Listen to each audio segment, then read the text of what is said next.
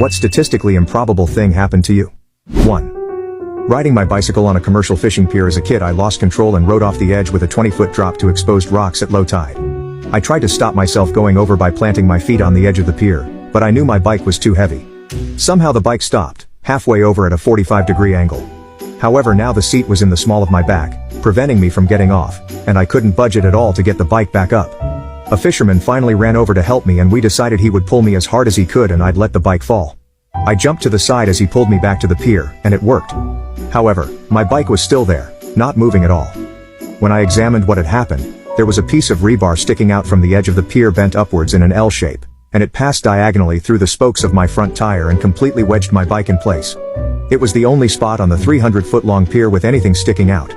I most certainly did not stop myself and my bike from going over. 2. When I was a teenager, I picked up a hitchhiker, and then a few years later the same guy picked me up when I was walking after I ran out of gas. Never saw him before or after those 2 occasions.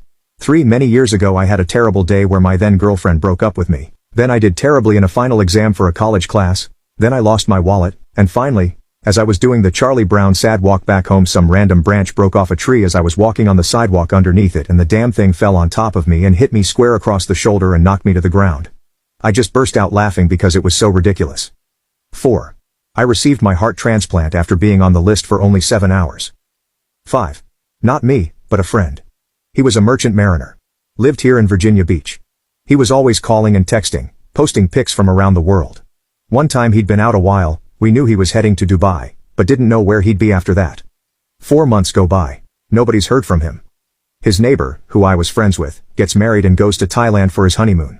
He texted me one day and said, "You aren't gonna believe this shit." He said he asked a local where a good local spot to eat was that tourists wouldn't be at.